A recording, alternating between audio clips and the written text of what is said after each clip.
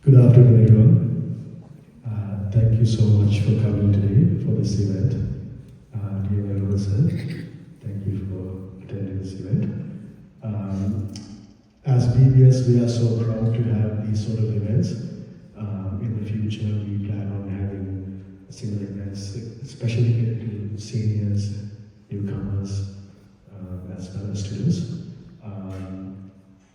With that being said, our mission is to continue these events, and please come to us with any feedback, anything you would prefer, and we'll continue to keep on doing services for you guys. With that being said, I'm going to invite Kavinya to do the land recognition. She's our board member. Hello everyone, thank you for being here today. I just wanted to acknowledge that we're currently on the land of the Kwantlen, KC, and Semiahmoo peoples. So we just want to take a minute to honor them. I would like to also invite Chaminda, who is our Vice President of the BBS board. And also thank you, Venerable Solavancha, for being here as well. So Chaminda. Thank you.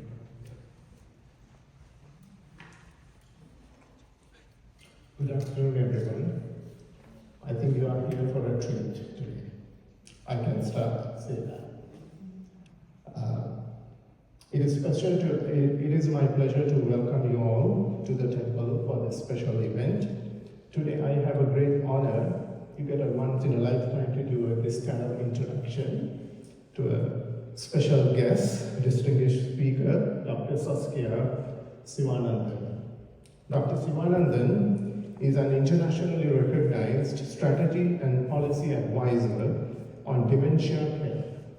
She is the co-founder and the CEO of the Brain Well Institute, a non-profit dementia policy and think tank, and affiliate professor of McGill University. In her previous role as the Chief Research and the Knowledge Transition and Exchange Officer with the Alzheimer's Society of Canada, she made remarkable studies on dementia research, funding, and created platforms for people living with dementia to actively engage in research and advocacy. In 2020, her expertise in the field led her to appoint to the Federal Ministerial Advisory Board on Dementia. Prior to this, Dr. Sivanandan served as a senior strategy and policy advisor for the World Health Organization, co-drafting the Global Action Plan on Public Health Response to Dementia. This groundbreaking plan was unanimously adopted by all 194 states at the 170th World Health Assembly and has since served as a template for Canada's National Dementia Strategy. Dr. Sivanandan grew up in, I'm very proud to say, Dr. Sivanandan grew up in Surrey and her first degree at UBC, and then she got her PhD from the UBC as well. And today she lives in Toronto with her husband and the son. Please join me in giving me a warm welcome to Dr. Sivanandan as she shares her valuable knowledge and the insight with us today. Thank you so much for being here, Dr. Sivanandan.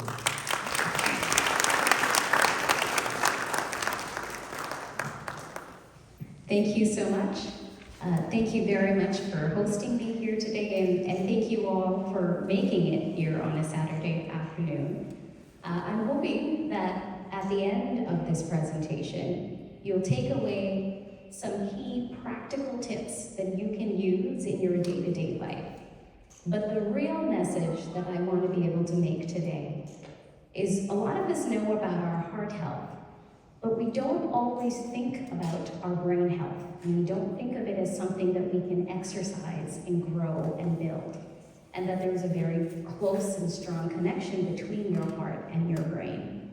And so I'm hoping that I make the case for you today that it is worth your while to continue to invest in your brain health as well. Now, I'm not going to spend this whole time just talking at you. This is interactive, so please feel free to put your hand up, ask questions. We will have a Q&A session as well at the end of the presentation, but I'm going to be asking you questions, so don't fall asleep just because the lights are off, because I will be paying attention. So thank you very much, everyone, and I'll get us started. So my first question, just a show of hands, how many of you are aware of what the symptoms of a heart attack is? And I know the screen is not very bright, so I'll do my best to sort of speak to what's there as well. But can you put your hand up if you know what a heart attack is? What are the symptoms of a heart attack? It cannot be 3 of you. Higher. Okay, all right, thank you. Now, can you tell me what those symptoms are? You can just yell it out to me. Chest pain. Facial expression.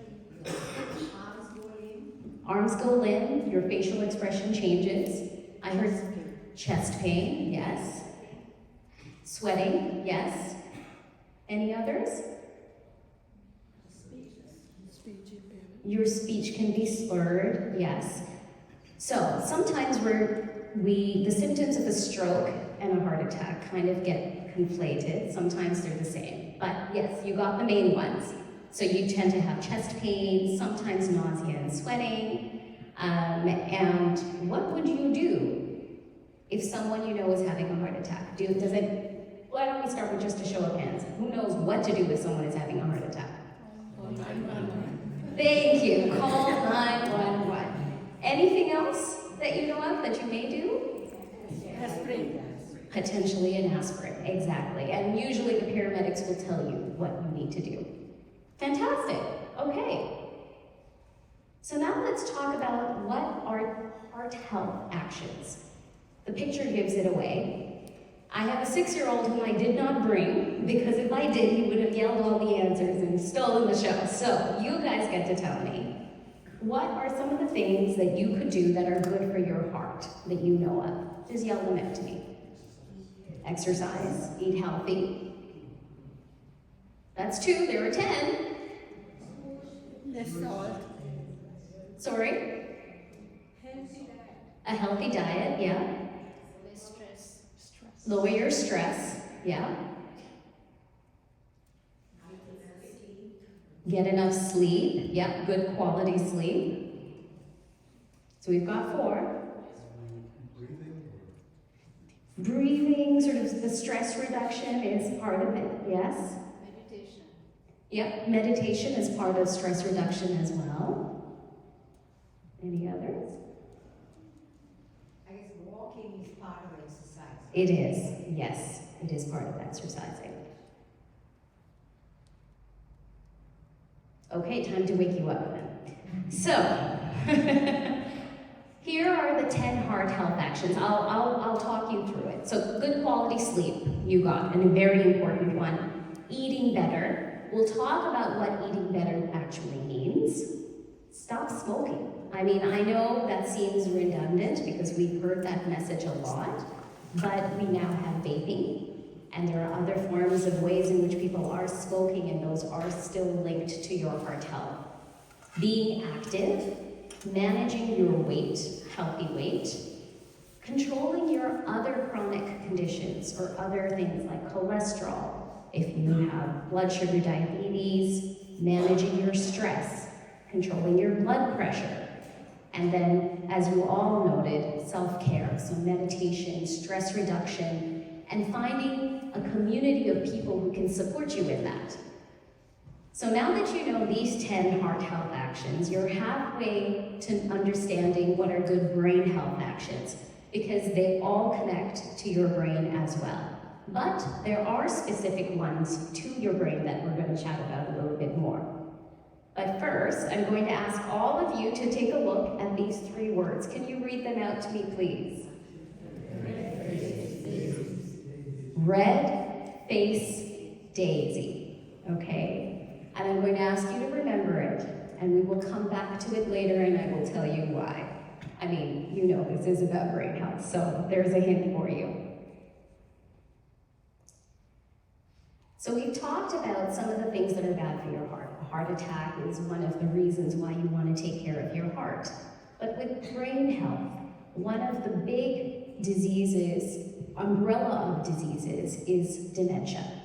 So how many of you know what dementia is? Just a show of hands.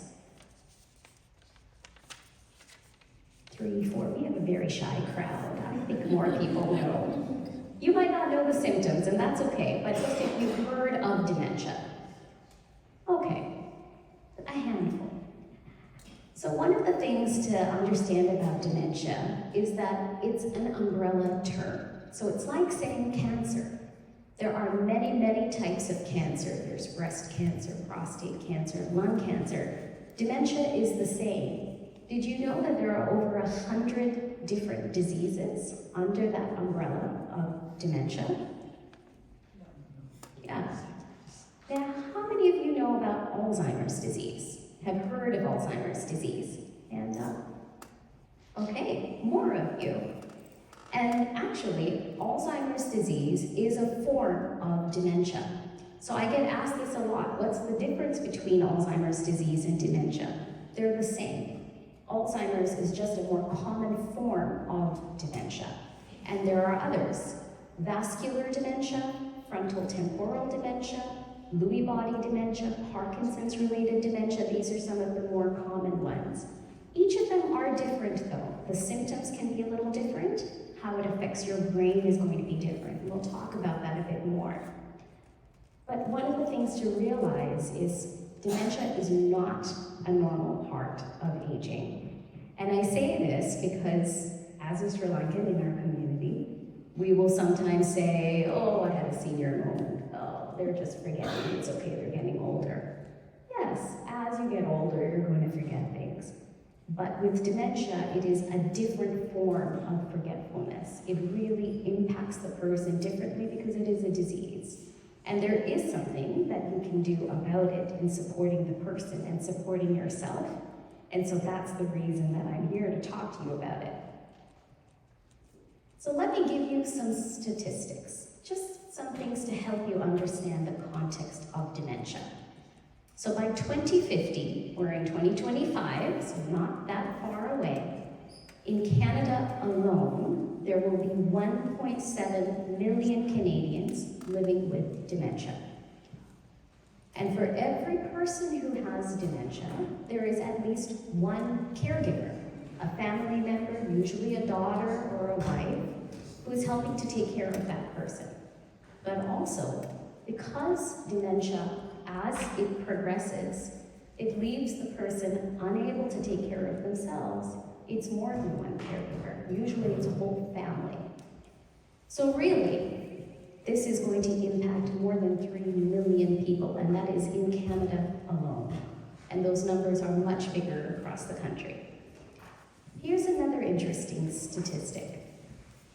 When I was at the Alzheimer's Society, which is a charity that supports people living with dementia, they have free services, I didn't see a lot of people that looked like me, who came for services. Not a lot of people who were brown, who were from more diverse communities. And I thought it would be really interesting for us to understand, how does this impact our community? So we commissioned a study. And as you can see, moving forward, 1 in 4 people in Canada who will be living with dementia will be of Asian descent. So that includes Sri Lankans, as well as other Asians, of course. So this is something that impacts our community as well. It is not just a disease that impacts the Western community or the white community, which is sometimes how people think about this. And then the last piece is that this impacts women more than men. We're still trying to understand why. But more women live with dementia, and then of course more women are caregivers.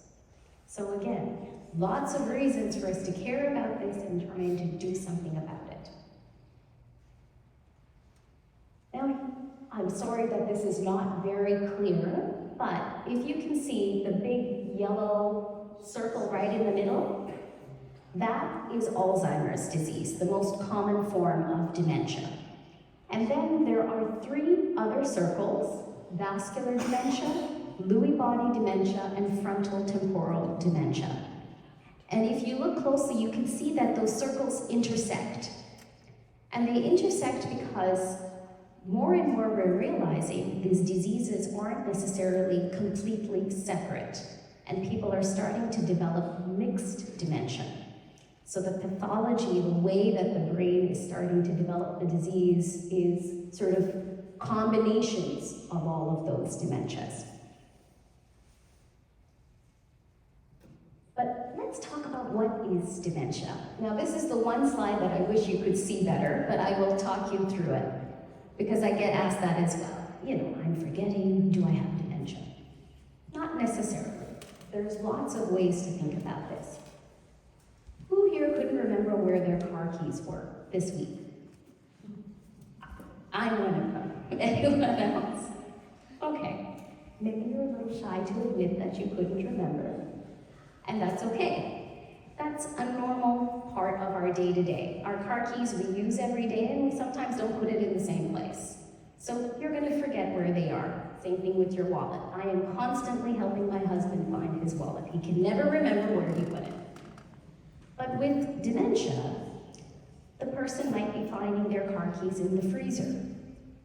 That is an unusual place for it to be.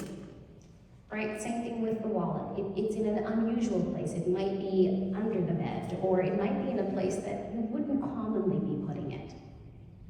Now that's the memory loss part of it, but with dementia, there's also language fluency loss. So, you might not remember the name of a person that you haven't seen in a long time. You recognize their face, but the name's just not coming to you as quickly. That's a normal part of day-to-day. But with dementia, the person doesn't remember common words. So for example, they might not remember the word kettle. And they might say, can you put the thing that boils the water? Because just because a person has dementia doesn't mean they don't have access to other words. They'll find a different way to describe the item, but they're not remembering the word itself. So the language fluency starts to change. Here's another one. Who's forgotten where they parked their car in a parking lot? Right? Especially those big Walmart parking lots or the 3-story ones. I have to take a picture of where I parked. Totally regular. That's regular day-to-day, normal. For a person who might have dementia, if they drive to their sister's house every day and suddenly they don't remember how to get there, that's unusual. That is a part or a sign of something to watch for. So does that help sort of differentiate what regular forgetfulness is going to be and then what dementia is? Okay. So there are 10 warning signs. So for those of you who know what dementia is, you know memory loss is a key one, but there are others. So difficulty with familiar tasks. So someone who maybe cooked every day suddenly is having difficulty remembering what to make. They're leaving the stove on. They might not have remembered to get all of the items for something that they make constantly. These are familiar tasks or financial things like paying the bills. That usually is one of the big flags. If they're forgetting to pay their bills regularly, there are big gaps, those are signs. It doesn't mean the person has dementia, but it is a warning sign. Language problems, we talked about. Disorientation, we also talked about, forgetting how to get to a place that you go to all the time. Poor judgment, difficulty planning, misplacing things, though, I'm pretty sure my husband does that every day. Changes in mood or behavior, changes in personality, and then withdrawing from society or withdrawing from socializing. Now, some of us are kind of introverts. We might not always be people who socialize, so that's regular patterns. But for a person who loves to go out, who likes to be a part of the community, and then they start withdrawing and not wanting to participate, that's a flag to wonder what's going on. So here are a few more facts about dementia broadly, okay? Especially with Alzheimer's disease, the most common form of dementia, age is the highest risk. So over the age of 65, people are at a higher risk of developing the disease.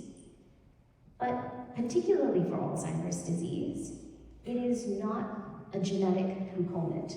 Genetics only play about 5% of a role. Now, with other dementias, there is a stronger genetic component. But with Alzheimer's, the vast majority, especially over the age of 65, is what's called sporadic. You just develop it. Just like we can't always predict with cancers or heart attacks or stroke. There might be a risk component genetically, but overall, it just develops. Dementia cannot be cured, but some are reversible. So this is another reason why it is important to go get it checked to figure out what we're dealing with. And I know that is hard because it's a difficult disease. I've had a lot of people talk to me who tell me how scared they are. They hope they never get this disease, and I understand that.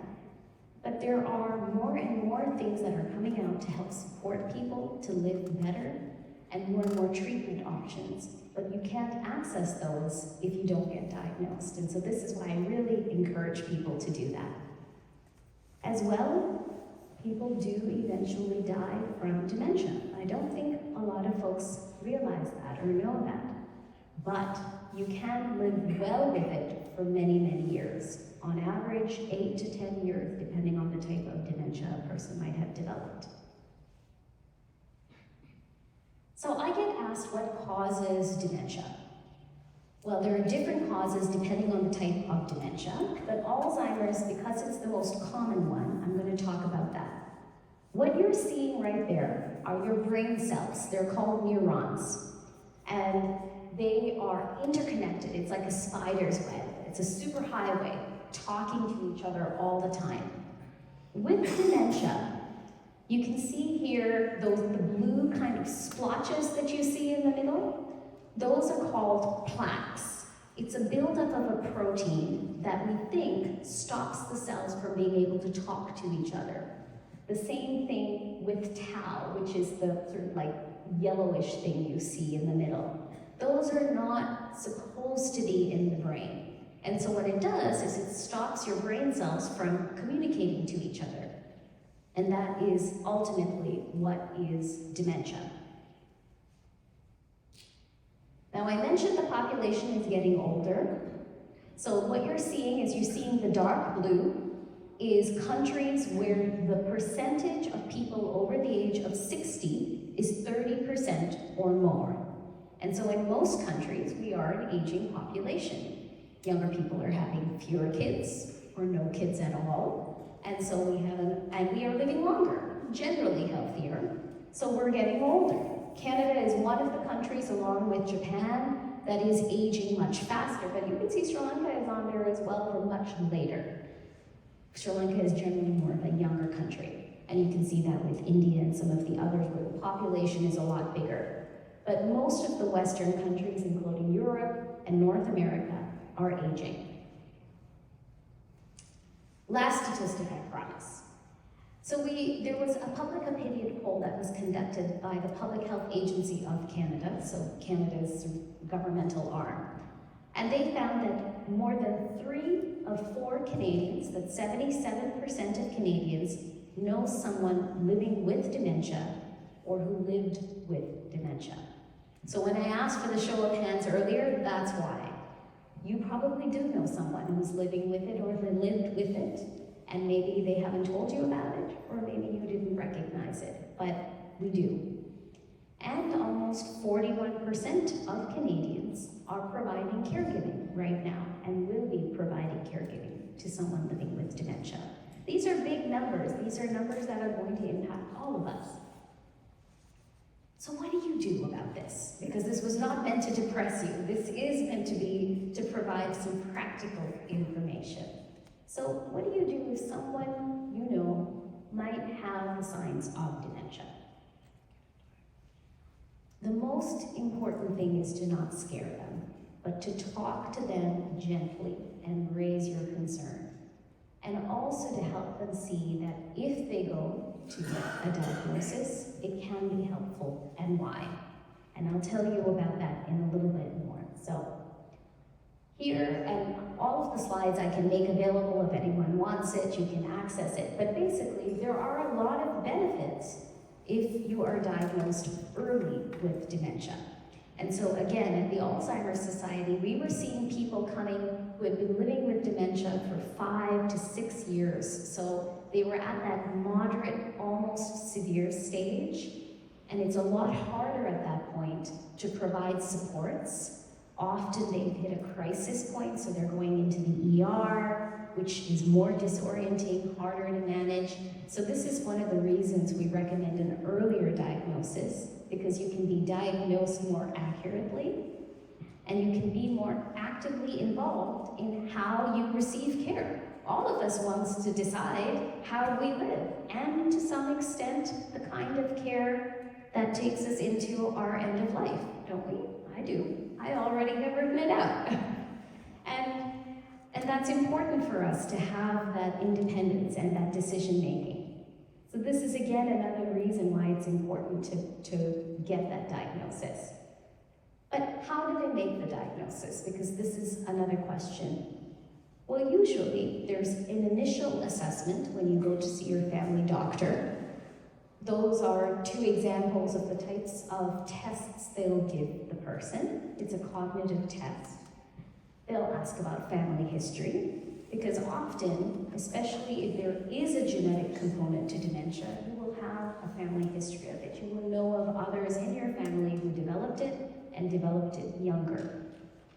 They'll do a physical test, probably some blood work, and some imaging.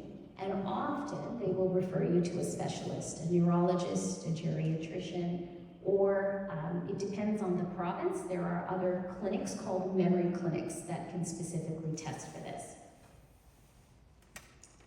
But there are treatments, and this is probably the number one question that comes up when we do these presentations. What are the treatments? Well, I have good news and bad news, so I'll start with the bad news. The bad news is that the treatments that are available and have been available for about 20 years are symptomatic. So they really are just to manage the symptoms of dementia. They don't get at the underlying cause. And for a lot of people, it doesn't work very well. And so mostly people will go off of the drug treatment because it's causing a lot of other side effects. The good news is that there has been a lot of money invested in research, and pharma companies have invested a lot of time in this as well. And there are new classes of drugs that are coming through the pipeline. There's a new class of drugs called anti-amyloid drugs. These are the first drugs to get at the underlying cause of dementia. They have not been approved in Canada, but they are being reviewed. And with that are many others that are coming in the pipeline. So that is the good news. And there's the other good news, because this goes back to brain health. People think that if they have a diagnosis of dementia, that's it. It's done, you're living with the disease and there's nothing you can do about it. But no, there are lots of studies that are showing, even with a diagnosis of dementia, making healthy lifestyle changes can impact and slow down that cognitive decline. So it doesn't matter what stage, whether it's pre or at that early stage, making those changes has an impact. And there are other things called rehabilitation therapy, and they're available to all of us. So there's speech therapy, language therapy. Exercise is the #1 way to really keep your heart healthy, your brain healthy, and it's particularly important for people living with dementia. So if you don't remember anything, remember that exercise and really making that significant change. If you can exercise 30 minutes a day, it really does have good impact and outcome. The last is music and art therapy. There's a lot of neuronal development, so these are the brain cell development that are connected to music and art. And you might have seen some of these videos, I don't know if you've seen them on YouTube, where it's a person who has dementia, they're at the end stages, so they might not be able to move or talk as much.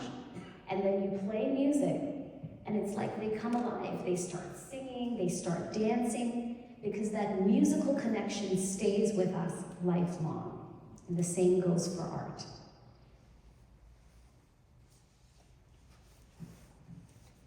So what are the top 6 things to do after a diagnosis? The first is to talk about it.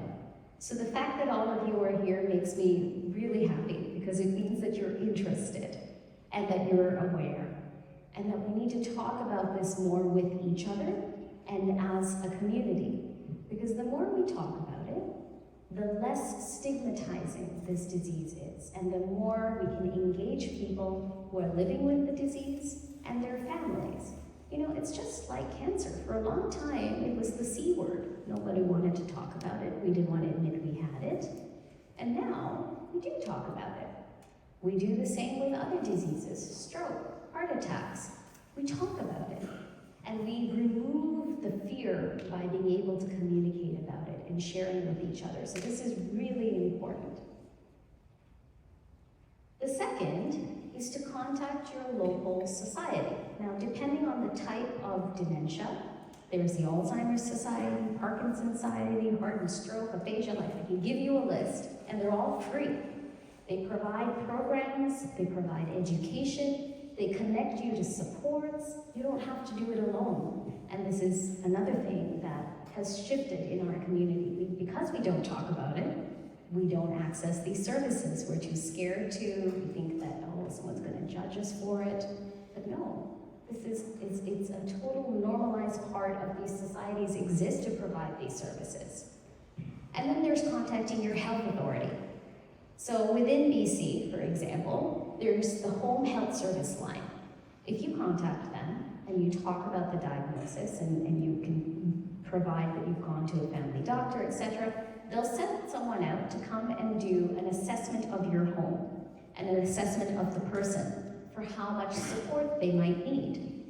And then you can get, depending on where you live, someone who can come in sometimes a couple of times a week, sometimes every day, to provide supports for day-to-day activities, and we all need that. And it's all part of our Health Act and provided services in Canada. So I have the links here if anyone wants it, it's available. The next is to apply for disability support. People don't realize that dementia is a disability.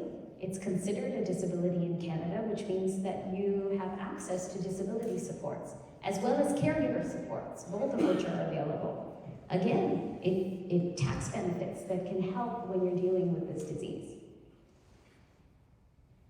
While this is listed as the third thing, I'd say it's the most important one, and it is to appoint a power of attorney. So this is someone you trust, especially if you're living with the disease or if it's a family member, who can help make decisions on your behalf, that you know they're going to make the decisions in line with what you want. But if we don't talk about what we want, it's very hard for the person to know and to make that decision. So this is why you want to plan for goals of care and to appoint a power of attorney. Both of these things can ensure that the kind of care you want, the way you want to live, is set down, and it's your wishes that then gets followed by this person.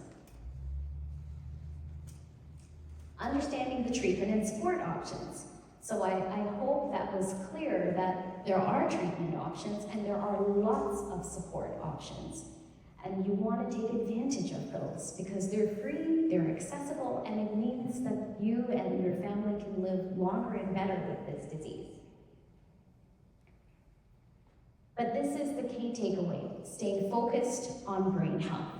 So I'm going to give you an example. There's, again, you can't see it, but the second bullet point lays out what was shown in a study. They did this study with about 52 people who had early stage dementia, early stage Alzheimer's in particular.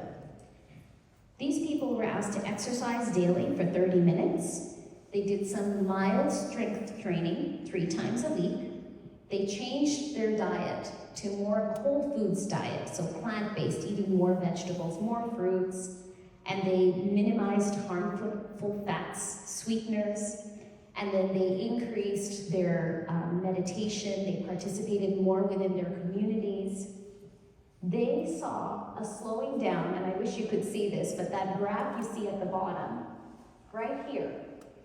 So these are the same folks who started. For the people who where the control group, they declined over time. Their cognitive impairment declined, okay?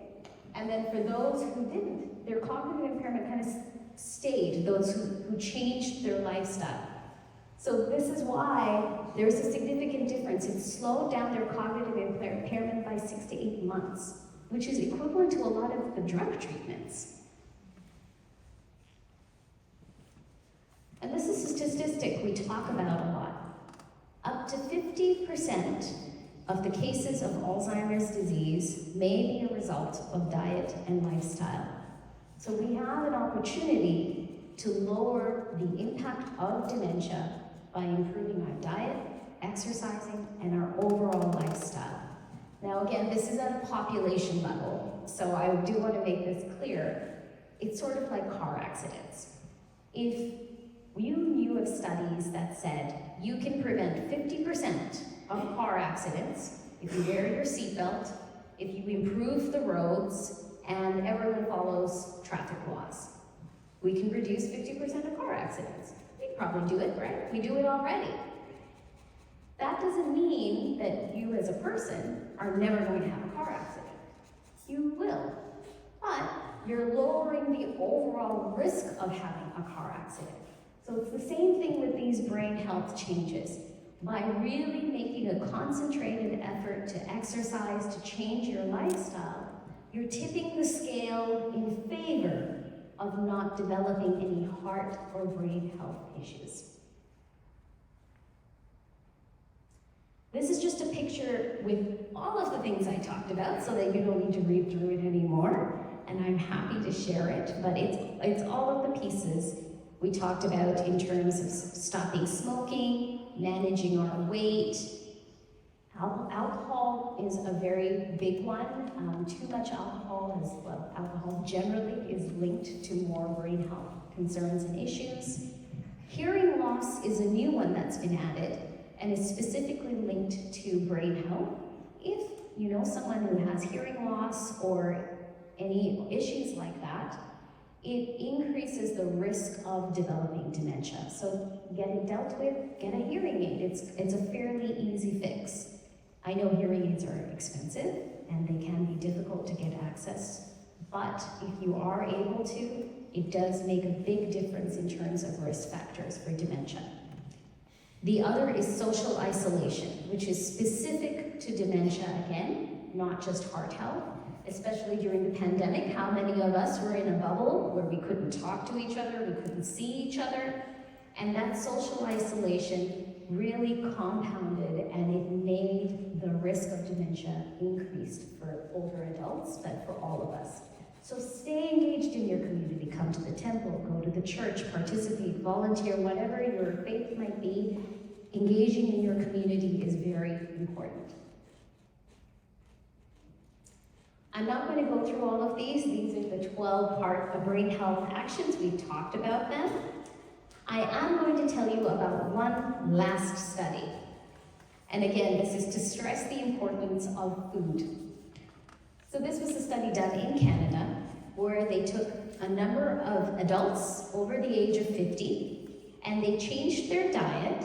So kind of the orange, you can't see it at the top. They reduced red meat, prepackaged foods, sweets, and pop. They cut them out altogether.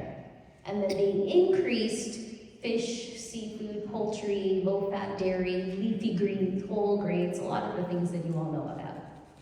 After 4 months, the people who had changed their diet performed as if they were 9 years younger on tests of reading and writing speed. 9 years, that's not something to scoff at, and that was just changing their eating habits. Okay, now we'll come back to how many of you were paying attention at the beginning. Who remembers those 3 words? Hands up first. Okay, all right, yell it out to me. All right, yes. So those are 3 of the words that if someone was getting a cognitive test for dementia or memory impairment, they would ask you to remember those. And the fact that you did is a good thing. If you didn't, that's okay. Hopefully you were still paying attention through the rest of the presentation.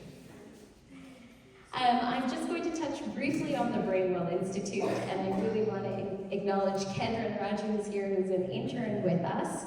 The mission of the Institute is to do exactly this, to raise awareness within communities about dementia and about brain health especially, because you are never too young to start and to start changing these habits.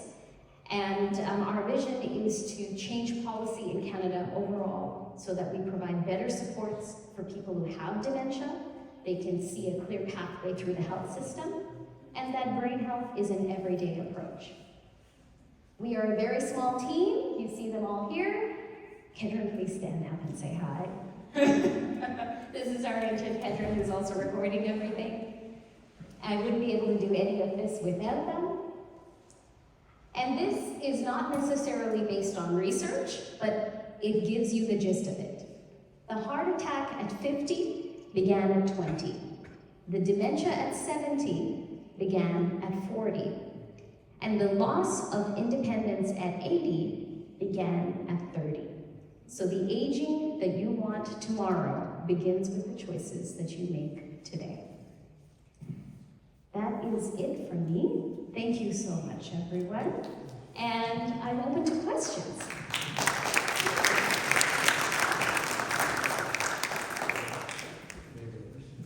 Yes. So you were talking initially about a few factors, like 10 factors on improving mental health, particularly changing the diet and maybe exercises more. Can you please give a couple more in terms of what you would do,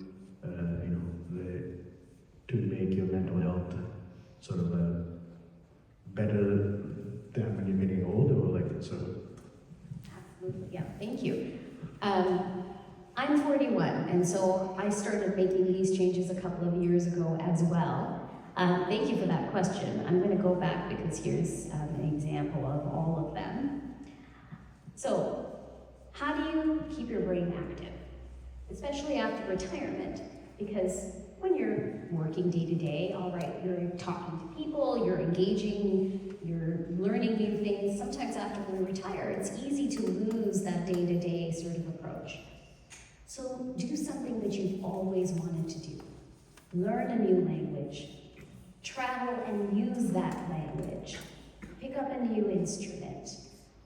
Work with your grandchildren and learn how they video game together. It doesn't matter. It's that it's a new skill. It's something outside of your comfort zone that you're learning.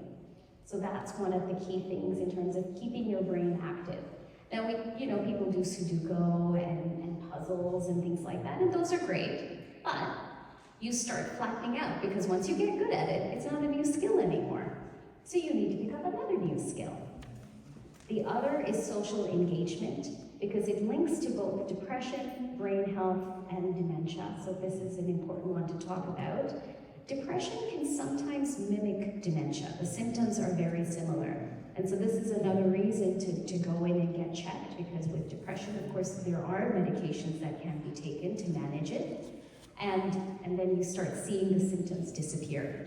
But social engagement, coming out to events like this, staying in chat for coffee afterwards, going to visit friends, volunteering, which I know you're familiar faces, so I know some of you do that. Those are really important ways to stay engaged even post-retirement, and really having a routine for yourself. It's not, I'll do this month, and then 2 months later I'll go do it. No. You need to have something that you're doing consistently through the week. At least 3 to 4 times a week where you've got something scheduled and it's building these kinds of skill sets. Does that help answer the question? Okay. Any others? Yes, please. Have you heard of focused ultrasound being applied to this plaque? I'll repeat it. Great question. So he asked if I've heard of focused ultrasound being applied to those plaques, those things that collect in the brain that can prevent your brain cells from talking to each other? Yes. It actually, some of it was pioneered in Canada as well by a scientist named Sandra Black. And what they do is they applied, think of it like bubbles that were really active. And they were able to apply it through to the brain and break up those plaques that are in the brain. And they did find that removing those plaques helped with improving cognition a little bit, but not as much as they expected. And I think that comes back to the original point. Dementia, all of the dementias are very complex. The reasons for why people develop dementia is not totally understood. And that's part of the reason why it's taken so long to find treatment options. But they're still working on it.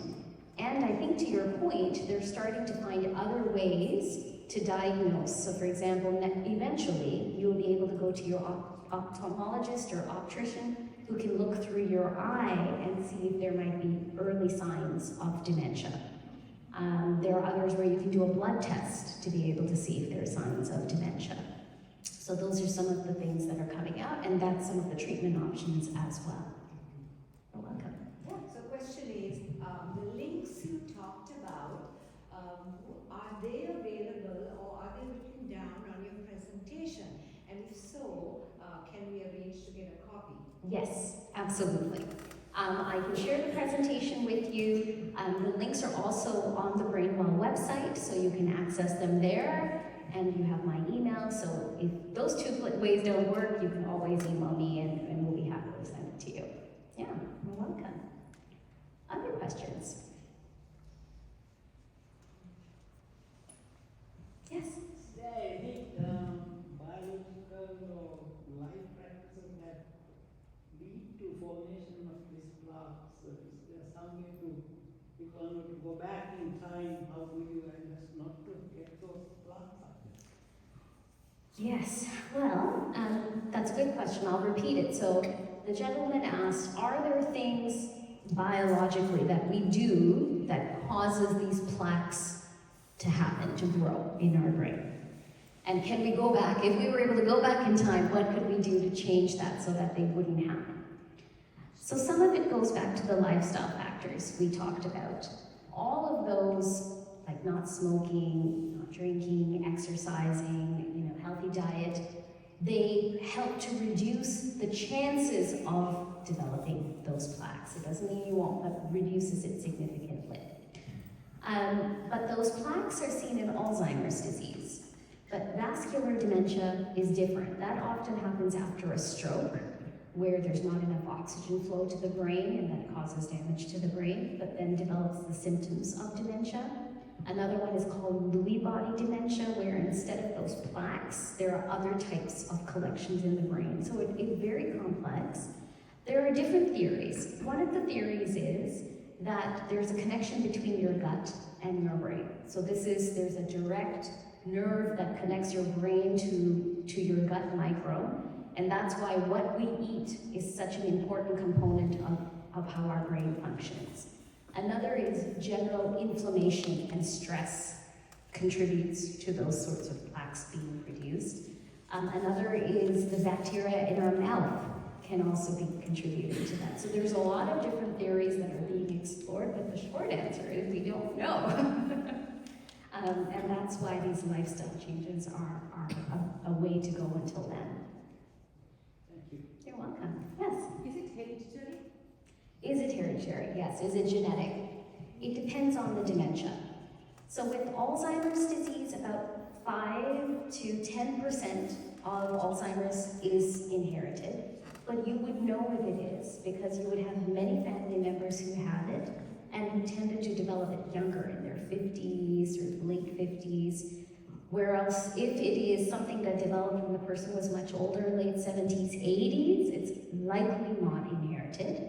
But there are genes that increase our risk of developing dementia. So there's one called the ApoE4, and if any of you have heard of 23andMe, those genetic tests that you can do to find out what your heritage is, but they also do medical testing. And one of the markers for increased risk of dementia is this ApoE4 allele. If you have 2 of them, your risk of developing dementia is much, much higher. But other types of dementias are genetic. So frontal temporal dementia is one that people develop in their 50s, and that has a much stronger genetic component, for example. You're welcome. Other questions? Yes? I have a question regarding the diagnosis. As an example, maybe a parents or somebody we know, or going to family doctor, they didn't diagnose, but still we have a question. Maybe he or she has something, my mom maybe. Yeah. So then, as you said, can we directly contact for the self-service and get some help, or you can explain it? Yes, good question. So the question here was, maybe we know someone who has the symptoms of dementia, you went to the doctor and the doctor didn't diagnose them. And that happens a lot. So in Canada, only about 40% of family doctors are comfortable diagnosing dementia. They don't really get the training for it. So what do you do if that's the case, where your family doctor is not comfortable? You can ask the family doctor for a referral to a specialist, either to a neurologist or to a memory clinic. So here in BC, there are a couple of memory clinics. I know of one that's at UBC. There's one that's run out of a hospital here. So you can ask for a referral.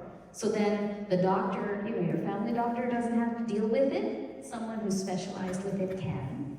The other is you could call one of the societies that I mentioned, the Alzheimer's Society, Parkinson's Society, and they can recommend someone that they know who can make that diagnosis as well within your community.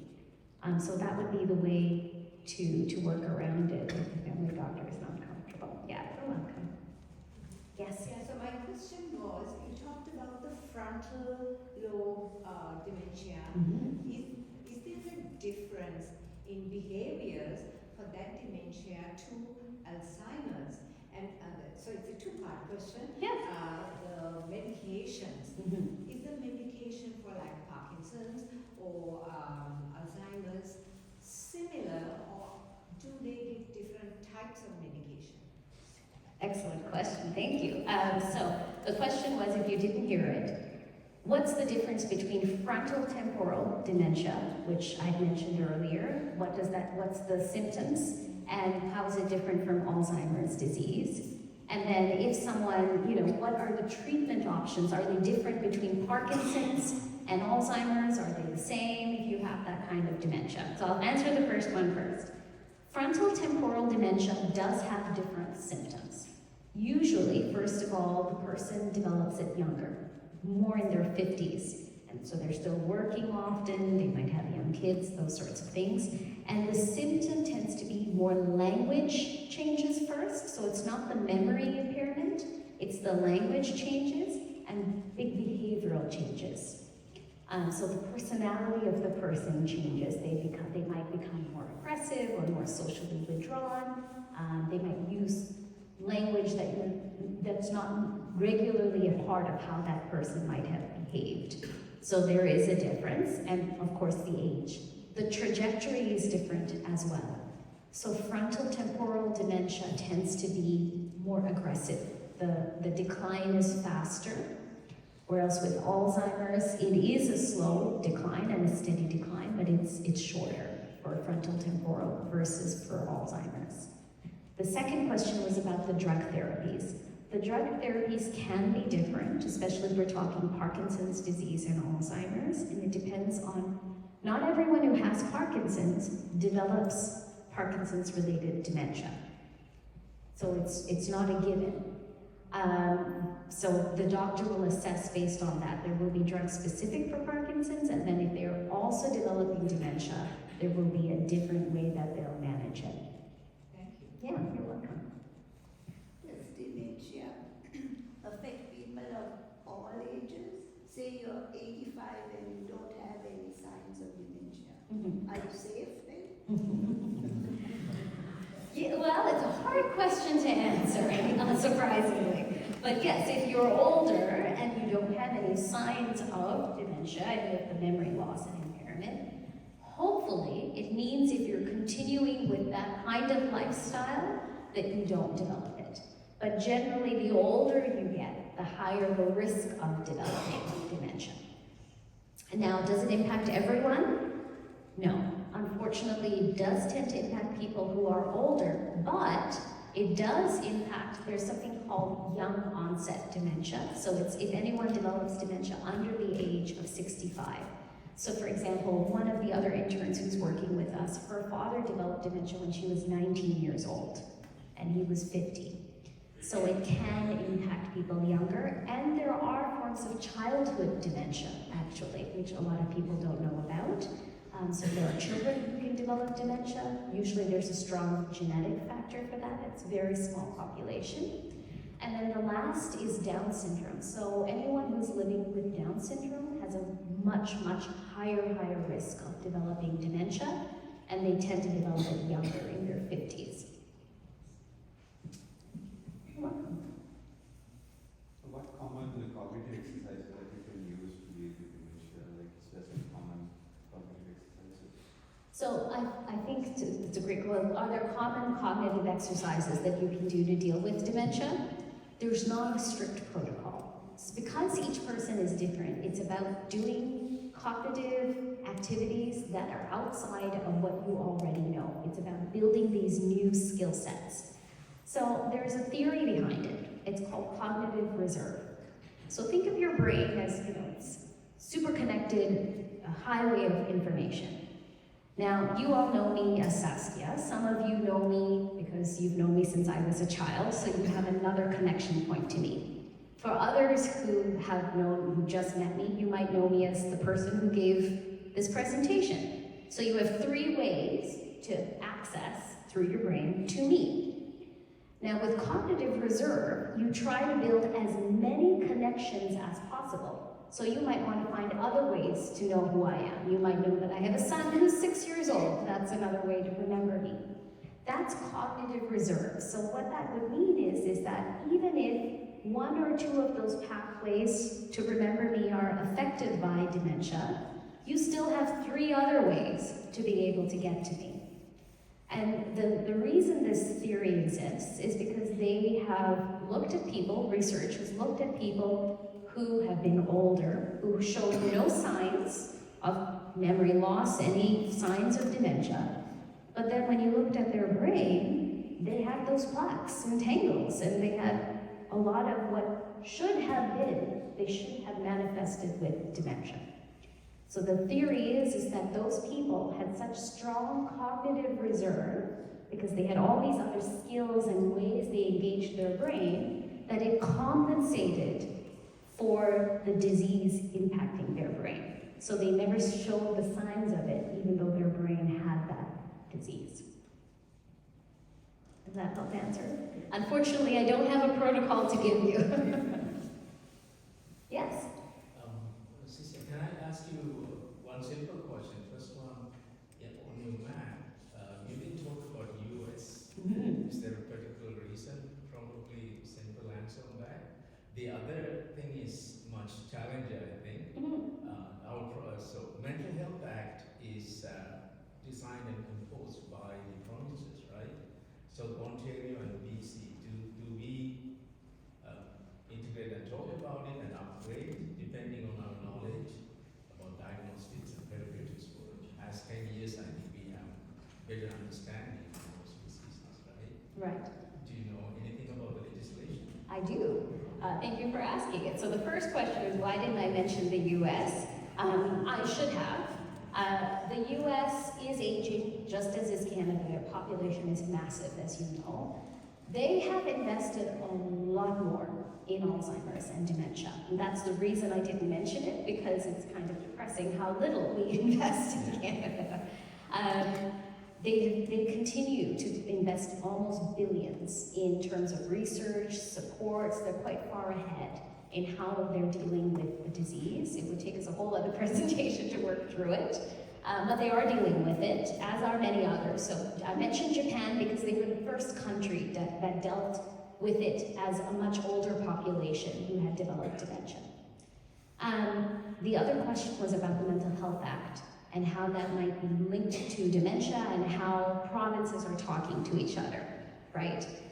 So there was the Mental Health Commission, which at the federal level created part of the act, but in Canada, anything really health-related, as you know, needs to be implemented provincially.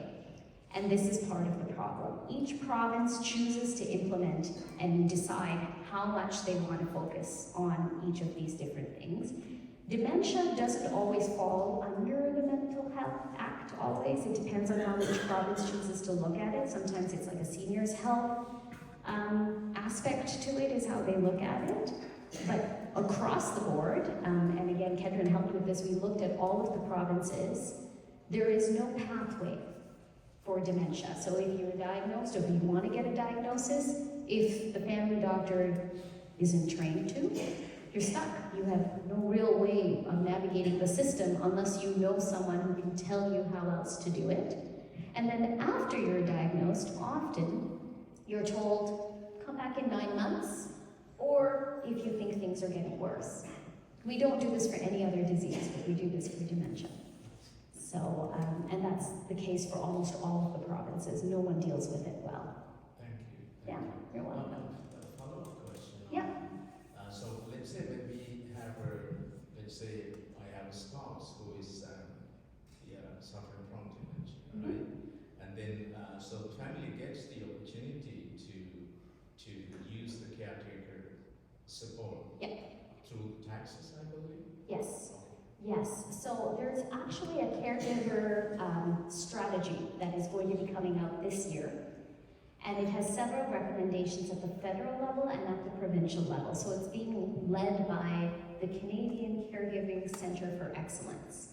And so what they have been proposing, which the federal government has agreed to, is several other tax benefits. So not just the current caregiver tax benefits, but other benefits. For example, if you had to take a lot of time off, that it's not impacting maybe your CPP and RSCP contributions. In other countries, they have a benefit where you can get a certain amount of money, and then you can use it as you need for your caregiving responsibilities.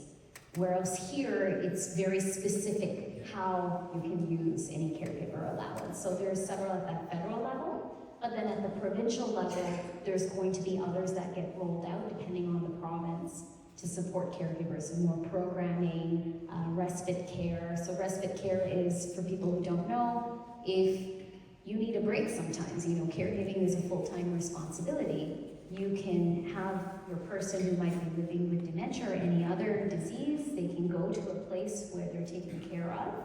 It's usually in long-term care or rehab for a day or a couple of days while you get a break, or you could go on vacation and come back, those sorts of things. That's called respite care. So they're rolling out more of those as well. Does that answer it? Yeah, you're welcome. Other questions? Yes? Since we are majority of Sri Lankans, you can talk a little bit about Lanka Alzheimer's Association. Oh, yes. Those are my parents over there, my dad and my mom. Thank you, Dad. So, yes, it's a good point. I've talked mainly about what's available in Canada, but if you know anyone who might be living with Alzheimer's or dementia, most countries now have a local Alzheimer's society. So in Sri Lanka, it's called the Lanka Alzheimer's Foundation. And we set up about now almost over 10 years ago. I worked with them when they were setting it up, because what they wanted to do was to have memory clinics where people can come to be diagnosed, because most physicians were not comfortable. And I think there's only 2 geriatricians on the whole island, so it makes it difficult to be able to diagnose. So they offer that service now. So if you know anyone who needs supports, they offer day programs, respite care, training, and diagnostic services, and it's all free through the nonprofit organization. Thank you for raising that, Dad. Any others? What sort of services do you provide in your organization? Good question. What services does the Brainwell Institute provide? We don't provide any services. We provide education. So all of the links that I talked about, who to access, where to go, we know all of those, and so we can support people in that. Our main work is around moving what is good research and pushing it into policy. So I think to that gentleman's question about the Mental Health Act and just generally legislation, it takes 17 years on average for research to move into practice, to move into policy that impacts our day-to-day lives, and that is a long time. So the role that we play is in curating that evidence and working with policymakers to enact it in law and into policy.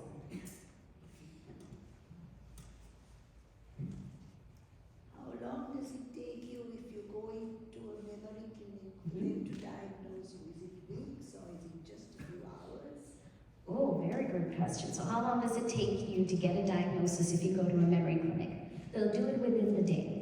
So it'll be a couple of hours. They'll do the cognitive test. They will do some exclusion blood work and imaging. Sometimes your family physician might do it first and send it to the memory clinic, or the memory clinic will run it itself.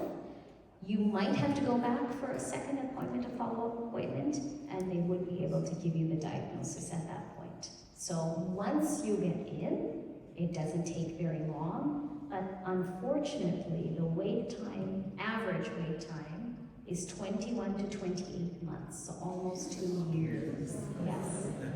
So here is another reason why we need policy to really be able to support people and to be able to diagnose. Can you imagine waiting 2 years to find out and to be able to do something about it? We won't remember it by then. Potentially. Yeah. Yes. Just a thought, a little bit different. So, as we grow old, we start thinking about continuing this. So you really start getting annoyed with yourself. So how do you really start sort of saying, hey, how do you sort of learn how to handle it positively and go for it? Yes.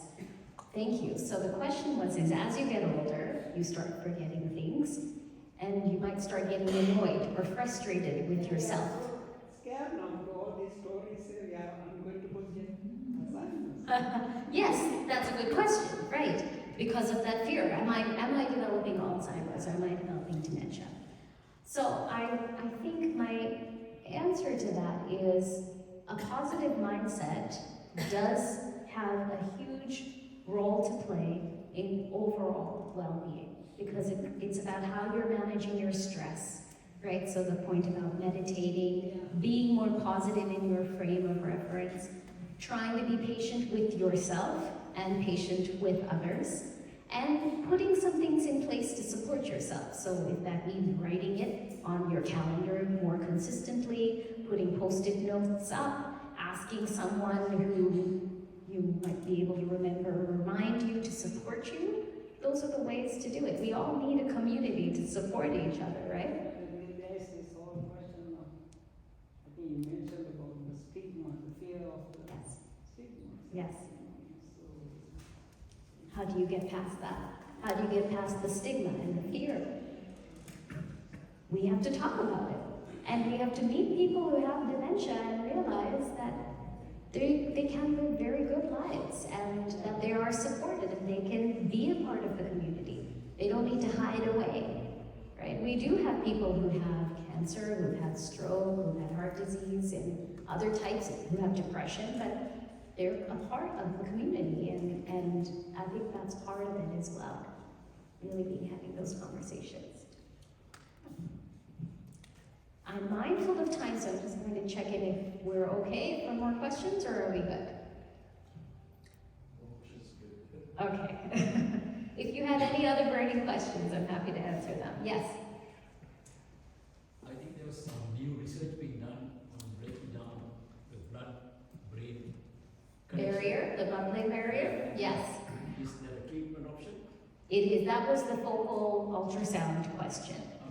So the question was whether there's a way to cross the blood-brain barrier, because this because our brain is obviously an important organ, so our bodies have evolved to protect it really well, which means not a lot of things cross over to the brain. And so that has been one of the issues with a lot of the drug treatments and therapies. But they have found ways to cross that blood-brain barrier. One of the newer drugs that are coming to the market, the anti-amyloid drugs I mentioned, some of them have been approved in the US. They're not hugely effective, and only a small percentage of people can use it. But the way you receive it is through infusion therapy. So you have to go into a center that infuses it through IV, and that's to be able to get past the blood-brain barrier as well. Yes? Does fluoride in the water affect dementia and Alzheimer's? I once read an article or something like that. Question, so does fluoride in the water affect dementia and Alzheimer? Causes that buildup?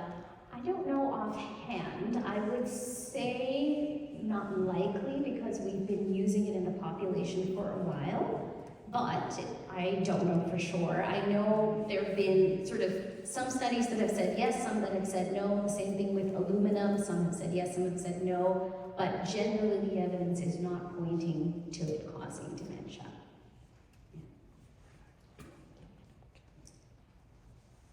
Any other questions?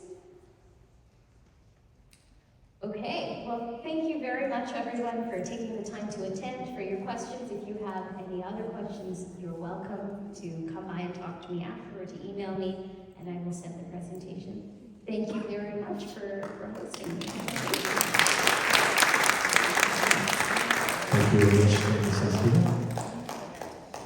They should give the closing remarks.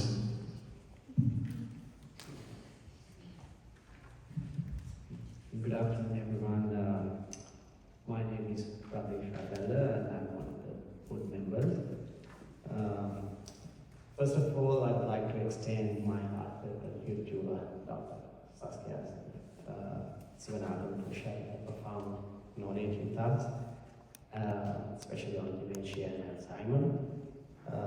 Your insights have been invaluable to all of us, especially for the senior community. And I would like to express my sincere appreciation to Venerable Siri and Venerable Soma for the guidance and wisdom, and also big thanks to Eraj for arranging the sound system and the projectors for today's event and making this event go smoothly. And special thanks goes to Chaminda for coordinating with Dr. Saskia and organizing this event for all of us. And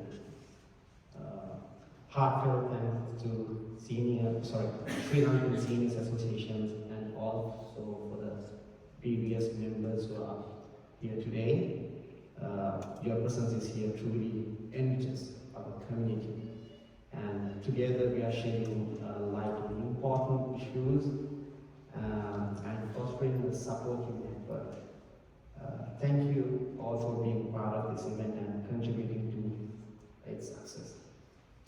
So let's continue to learn, share, and grow as a community. I think that is one of the things that we can do as Sri Lankans. And also I have a few other things to mention. We have organized many more projects similar to this event, so I hope you will join with us for those events as well. And you can get the updates from our Facebook page, that is Buddhist Vihara Society. You can go to Facebook and look for the page. Also we have our Instagram, and there you have QR code, so you can scan and subscribe for our email notifications, so you will get updates and you won't miss these events. So thank you so much for everyone for coming here today, and hope you got all the right. Thank you.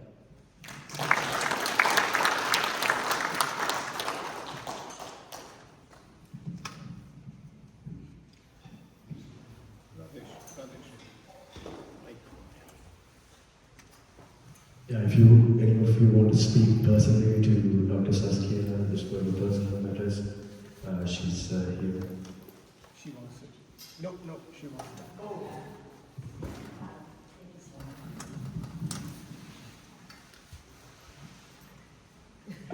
Excuse me. Good afternoon. Thank you so much for having this presentation at the Vihara Society. And I'm so happy to have come today, Satya. Lots of knowledge from a lovely little young lady like you. So you have not forgotten your community, I really appreciate that. So we Sri Lankan Senior Society members are here today because we have had our young days all gone up, we have brought up our children, and now it's time to look after ourselves. So now that she said that we have to do some different ways of stimulating your brain, is what I said, right? So do some, what I do is I do some Sudoku or do some puzzles, but always have a very positive and very important to know that you have a very calm situation and to accept anything and everything with a smile. So I really appreciate coming here today, and on behalf of the Sri Lankan Senior Society, I'd like to thank you and the Vihara Society for putting up this workshop for us. Thank you so much.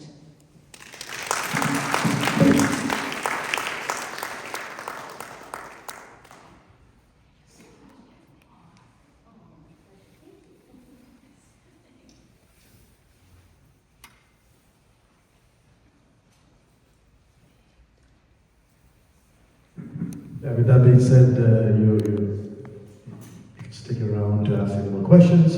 Tomorrow morning, we have the usual meditation led by Venerable Somawansa from 9 to 10:30 a.m. That should also help with brain health. But thank you so much for